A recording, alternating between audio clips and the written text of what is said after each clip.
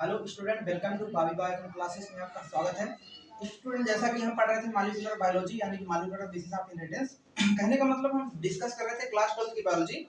तो क्लास 12 की बायोलॉजी में अभी तक हमने कहां तक पढ़ चुका है डियर स्टूडेंट, हमने देखा था कि जेनेटिक मटेरियल है क्या, यानी जेनेटिक मटेरियल डीएनए है कैसे, उसके बारे में हमने काफी तह तक समझा। हमने ये देखा कि डियर स्टूडेंट, हमने ये जाना कि किस तरीके से वहां पर साइंटिस्टों ने अपना अलग अलग तरीके से मत दिया। वहां पर सबसे पहले साइंटिस्ट आए थे, आपको पता होगा, जैसा कि हमने बताया था, फ्रेडरिक ग्रिफिथ साहब ने ट्रांसफॉर्मिंग प्रिंसिपल दिया। इसके पहले फ्रेडरिक ग्रिफिथ को आगे चल करके एडविन मैकलॉड मैककार्टी ने सिद्ध कर दिया कि हाँ भाई जो जेनेटिक मटेरियल है वो डीएनए ही है। उसके बाद जो साइंटिस्ट आए, there are the most important scientist, जिनको कहा जाता है हर्षेचेज।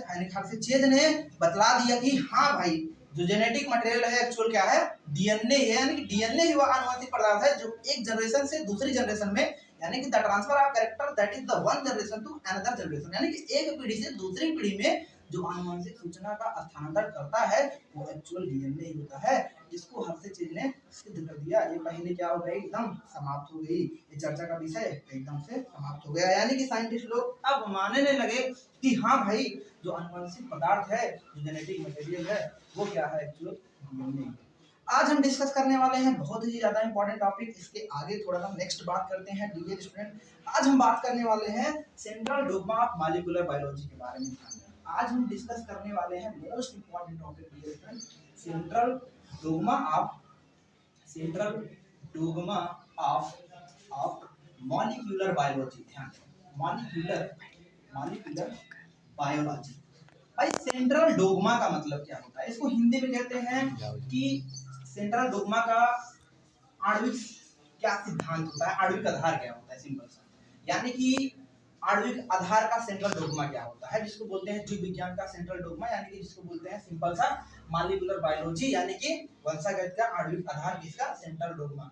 यहाँ पर एक चीज ध्यान से समझना, सेंट्रल डोग्मा क्या है, जरा इसको हम जानते हैं। सेंट्रल डोग्मा क्या है भाई, सेंट्रल डोग्मा की जब हम बात करेंगे तो यहाँ पर बात करेंगे एक बात के बारे में, एक समझ पा रहे हो, एक बात की चर्चा होगी जिसमें होगा क्या, डीएनए से डीएनए बनने की प्रक्रिया देखी जाएगी, फिर डीएनए से आरएनए बनने की प्रक्रिया होगी, फिर आरएनए से प्रोटीन बनने की।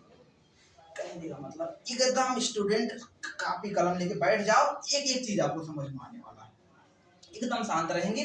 पहले हमको देखना है सेंट्रल डोग्मा के बारे में। फर्स्ट ऑफ ऑल बात करें, सेंट्रल डोग्मा को देने वाले साइंटिस्ट हैं, इसको सबसे पहले जो जिसने दिया सेंट्रल डोग्मा के बारे में बतलाने वाले जो साइंटिस्ट थे, इसको किसने बताया, सबसे पहले क्रिक साहब ने बताया। हाँ ध्यान, यानी क्रिक साहब ने सबसे पहले किसके बारे में बताया, central dogma of molecular biology. Central dogma में होता क्या है, सिंपल सी बात करते हैं। सेंट्रल डोग्मा में बात करते हैं हम सेंट्रल डोग्मा की, तो डीएनए से क्या होता है डियर स्टूडेंट, डीएनए से डीएनए बनने की प्रक्रिया होती है। जो डीएनए से डीएनए बनने की प्रक्रिया होती है उसको हम क्या कहते हैं डियर स्टूडेंट, रिप्लिकेशन कहते हैं। क्या कहते हैं, रिप्लिकेशन, अथवा इसी को कहते हैं डुप्लीकेशन। क्या कहते हैं, रिप्लिकेशन अथवा डुप्लीकेशन। और एक चीज माय डियर स्टूडेंट ध्यान देना, पेपर में आपके आता है बोर्ड एग्जाम में, आप इसको यहाँ से ध्यान देना। कहने का मतलब डीएनए से डीएनए बनेगा, उसको हम क्या बोला करेंगे, रिप्लिकेशन अथवा डुप्लीकेशन।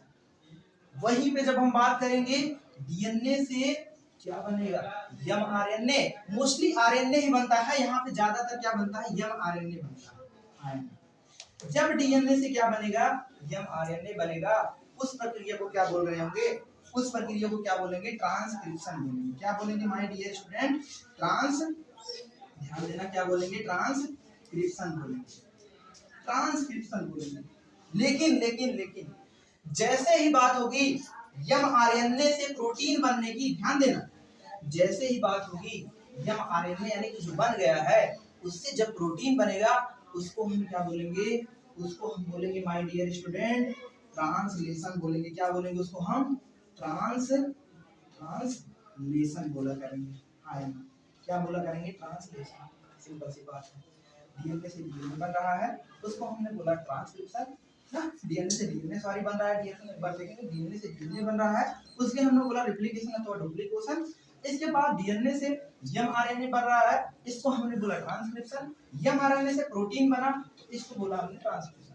हाँ, हिंदी में बात करें इसको क्या कहते हैं, रिप्लिकेशन डुप्लीकेशन को क्या कहते हैं, द्विगुणन। यानी कि डीएनए के टेम्पलेट पर नया डीएनए बनेगा। ध्यान देना, डीएनए के टेम्पलेट पर, डीएनए के स्ट्रैंड पर नया डीएनए स्ट्रैंड बनेगा, जिसको हम बोलेंगे, क्या बोलेंगे भाई, इसको हम क्या बोलेंगे, रिप्लिकेशन, डुप्लीकेशन, जिसको हिंदी में द्विगुणन कहते हैं। समझ पा रहे हो, डीएनए से डीएनए बन रहा है। इस तरीके से हमने इस तरीके से इसको इस तरीके से डिजाइन करा है कि डीएनए से डीएनए बन रहा है।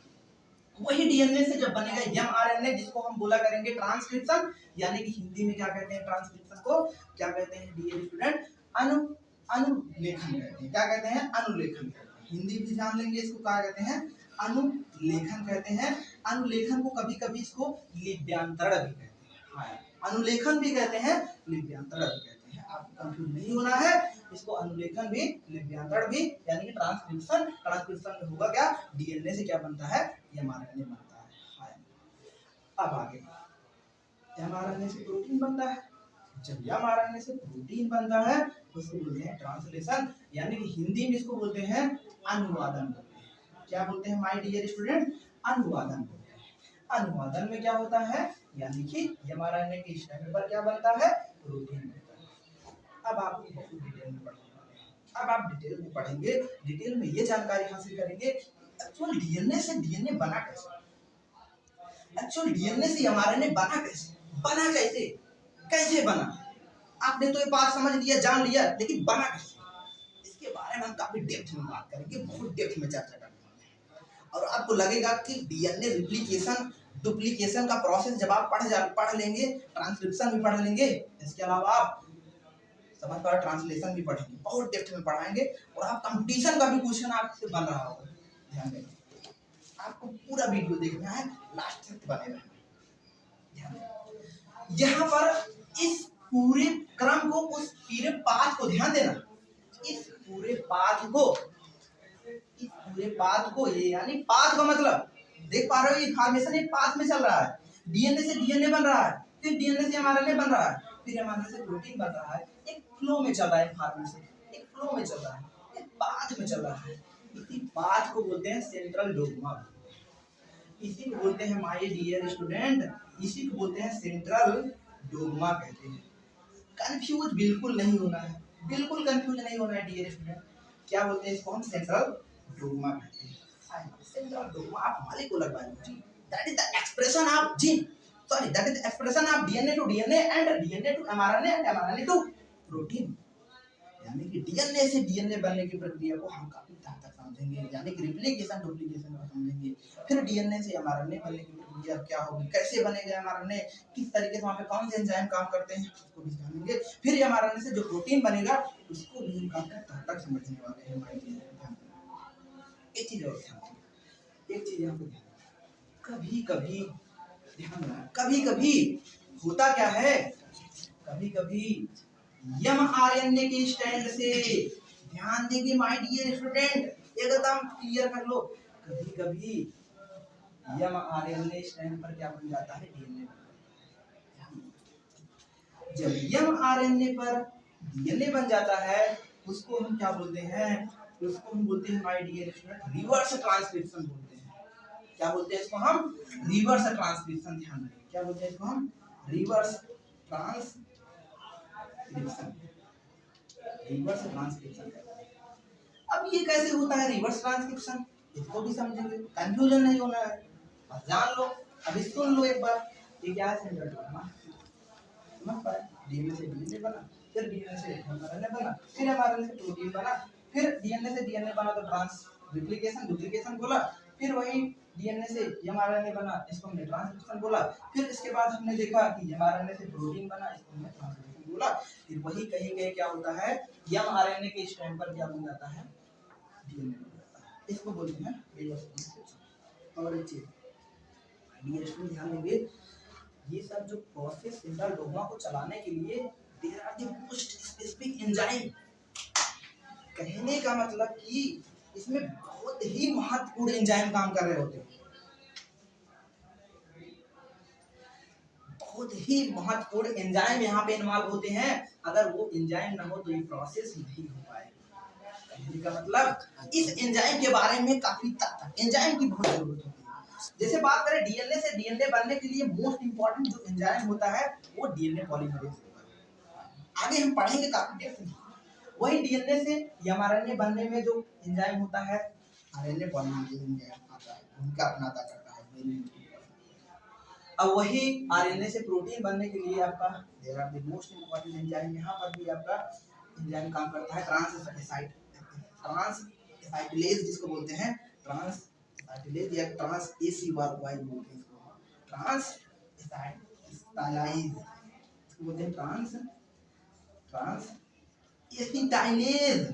देखो डियर स्टूडेंट्स बोलने में कितना जाता है, ट्रांस एसिटाइलेज एंजाइम काम करता है। आप देखते हुए समझे किस तरीके से वहां पर काफी देर तक समझने वाले हैं, बस एक आपको इस तरीके से रफली डायग्राम बना लेना। आने वाले लेक्चर में हम बात करेंगे डियर स्टूडेंट डिटेल में, यानी कि वहां पे हम डिस्कस करेंगे रेप्लिकेशन पर या डुप्लीकेशन। आज के लिए इतना करते हैं डियर स्टूडेंट, आई होप आपको समझ में आएगा। Thanks for watching video.